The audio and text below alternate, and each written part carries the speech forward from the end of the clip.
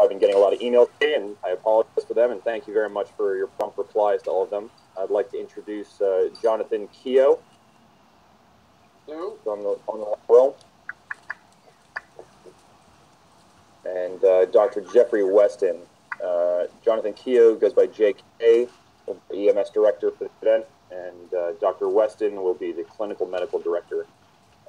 This is JK does 1 million events every year. He's been doing it for a long, long time, and I'll let him introduce himself. Like I said, my name's JK. At least that's what everybody calls me. I've been doing events for 15 plus years in public safety, including Bonnaroo, things like Coachella, Electric Forest, that kind of thing. And we're really excited to be a part of Burning Man and do a unique event in a unique environment. So I'm looking forward to working with you all. And then Dr. Weston. Yeah, hi. I'm Jeff Weston, as Connor mentioned. Excited to be a part of the new CrowedRX venture. I've been a part of Burning Man for the past, this will be my 5th year. I've been working with Rampart during that time as the Associate Medical Director, and I'm excited to be a part of it again this year. Great, thanks. I'm going to go through a couple slides here, just give you a high-level overview of what we're intending on doing at Burning Man, and then at the end we'll have a Q&A session. Please hold your questions to the end, and we'll be happy to answer them. We'll keep it pretty informal, so feel free to jot down some notes.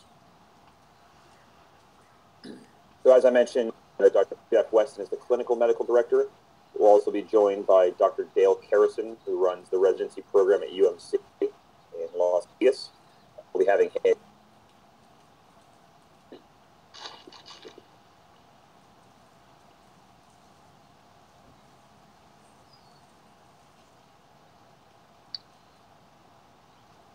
Connor, you got muted there. So can you hear me now? Yeah.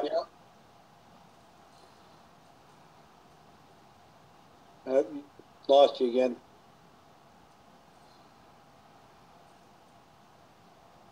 Can you guys hear me now? Yep. Yes. All right, let's see. We've actually gone out and gotten the Independent Center for Emergency Care license in the state of Nevada. So we'll actually be operating an independent emergency center, which is separate from any hospital service. So similar to years past, we'll have full advanced life support imaging, including ultrasound, liquid labs, and then a pharmacy as well. Our ALS protocols will be adapted from the Clark County ALS guidelines.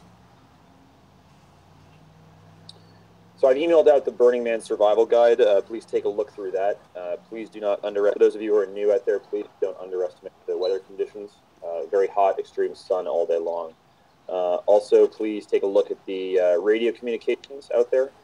It's different than your traditional 911 system, and then how we expect you to respond to large-scale events.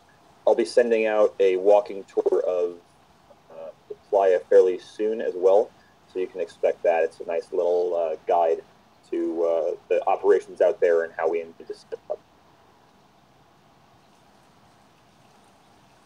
So for those who have not been, we'll be in the Black Rock Desert, as you can see. There's a couple different entrances here. I think the video I'm going to send out will explain this in a little bit more detail. Some of the concerns we've heard from providers in the past have been that the entry lines are very long, sometimes 6 to 12 hours to get in. We've been able to work with Burning Man to get everyone 0.1 access, which, if you can see here, is just this sort of where this red line off the 12-mile access point is. So we have a will call there that'll be dedicated for the event. It does have limited hours. I believe it's 8 to 7 p.m., which I'll clarify in a little bit. So please plan accordingly there.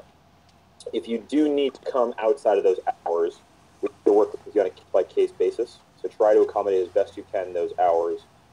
If you can't make those for a serious reason or something, we can likely accommodate you and have your ticket be at the main will call. But again, then you'll be in the main line with everyone, which could take quite a while. Jeff, do you need to add this? No, I think that's the good thing. As long as you can get there during those hours, 0.1 will make your life a whole lot easier instead of sitting in that line. Once you do have your ticket, wherever you get it, if you get the 0.1 pass, you'll be able to go in and out of that 24 hours. It's just picking up your initial ticket that's 8 a.m. to 7 p.m. Right. And for those who are flying in, the Reno airport is the best airport to fly to, obviously.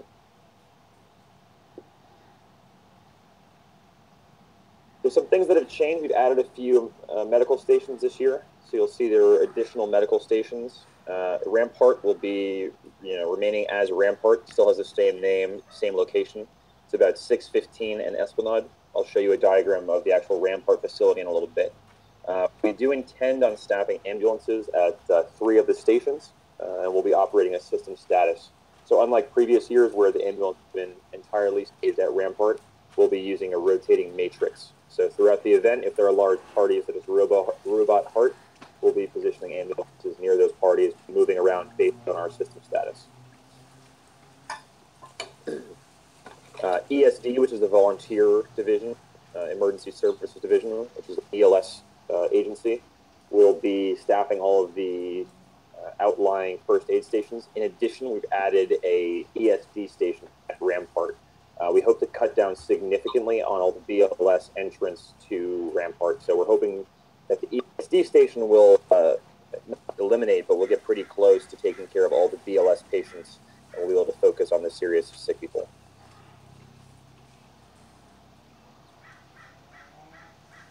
Looking at this diagram now, this is our compound.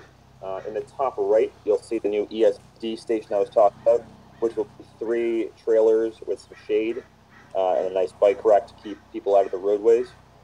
Behind that, you'll see Ramp, which is the 3 large 35-foot long tents. We'll have an acute, a rehab, and a generalized section. The small tent coming off of that is going to be an X-ray unit. To the right, you'll see ambulance parking.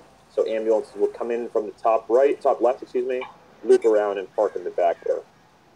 We'll maintain one-way traffic, and it's a 5-mile-an-hour speed limit all throughout the area here. Behind that, we have some room for RVs, which our ambulance company will be sort of based in operations. And then we'll have our leadership area, and behind that, we'll have the MASH-style housing, sort of away from the main part area. We've sent out the housing document. If you haven't requested housing yet, it is filling up quickly, so please get to that as soon as you can. These are air-conditioned, and we do have about 30, 35 beds in there that are available. If you're unable to or don't wish to stay in the shared housing, we have FERN, F-E-R-N, or some of you guys know what the acronym stands for. It's fairly close to Rampart, and we reserve that entirely for everyone who wants to stay there. There's room for your RVs, your tents, etc.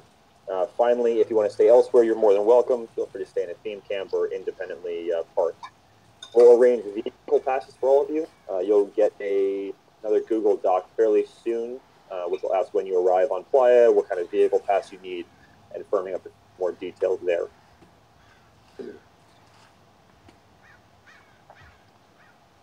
Here's a zoom in of Rampart itself. So like I explained, 3 35-foot tents have the X-ray and ultrasound tent coming off of the acute care there. The goal here is the far left entrance. As you can see, it's marked urgent entrance. It's going to be only for the sick patients coming in from the ambulances. In the middle, we'll have sort of the exam, generalized suture room, and the right will be the rehydration tent. We'll have our little pharmacy trailer in the middle there, and then the occupational medicine will be on the far right. We'll have the 3 toilets, ADA toilet, and the hand wash throughout there. Behind that, as you can see the roadway in the middle, we'll have our showers and generator. Everyone who's staying out there will have shower passes, so don't worry about that. We'll take care of your meals as well while you're working. The yellow unit you see will be our headquarters, so we'll have our CrowedRX headquarters there for all the administrative needs. Anything to add here, Jeff or JK? No, so far so good. Yeah, it sounds good.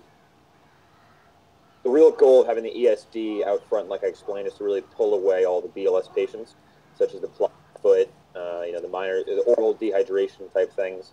We'll treat them out front instead of clogging the main area.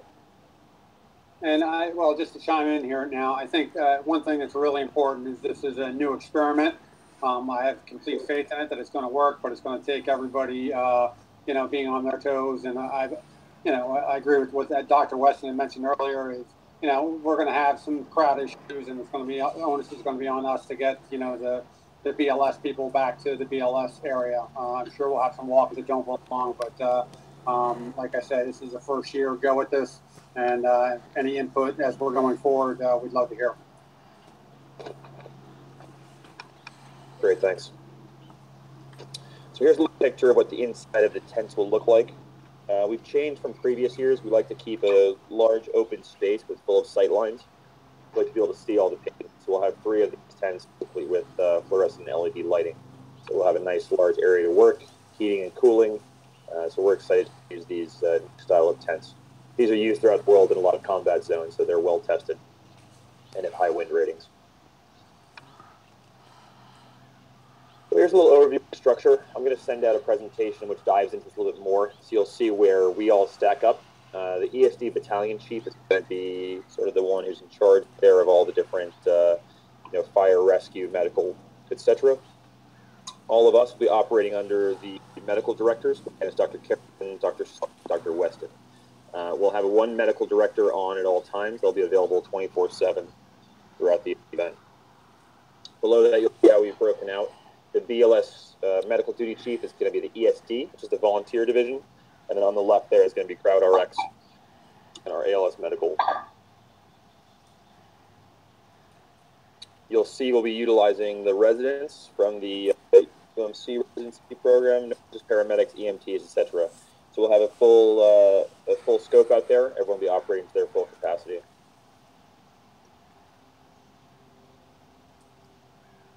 As far as ambulances go, I know there've been a lot of questions on this. Our ground ambulances will be having, this is wrong, I'm sorry, 9 ambulances from Symons Ambulance, and we'll have 1 ambulance from North Lyon Fernley Ambulance. There will be no staging this year like in previous years. Everything will be based on the playa itself.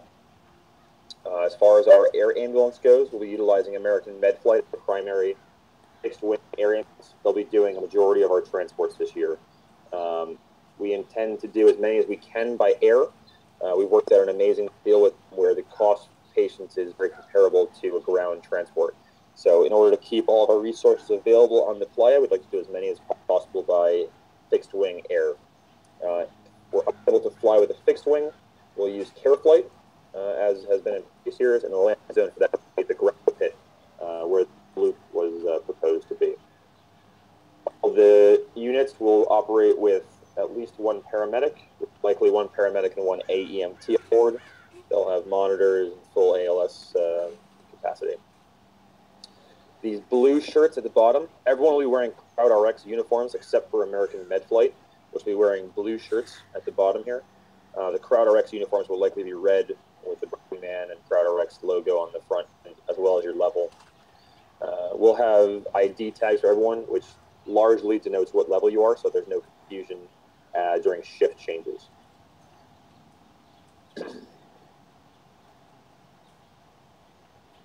Anything to add here? Nope, so far so good. And then just for clinical staff, there will also be delineations among the shifts with color markers for different shifts for the physicians so that you can identify which patient belongs to whom and grab the appropriate person. Great. And on that note as well, so shifts will be for all clinical providers in Rampart. It will be 8 a.m. to 8 p.m. and then 8 p.m. to 8 a.m. 12-hour shifts. We're trying to avoid any longer shifts than that. The ambulance is a bit different. We'll do a shift change at 7 a.m. so that there's not everyone changing at one time. So there'll be 7 a.m. to 7 p.m. and then 7 p.m. to 7 a.m. I believe some folks are scheduled 24 hours on that, but not very many. A little bit of housekeeping here. So shift scheduling. Everyone on this call right now should have shifts assigned to them. If you do not, please contact me ASAP. If you guys would like to pick up any more, we'd love to have you to do a few more. And if you guys know any paramedics in the area, we'd love them as well.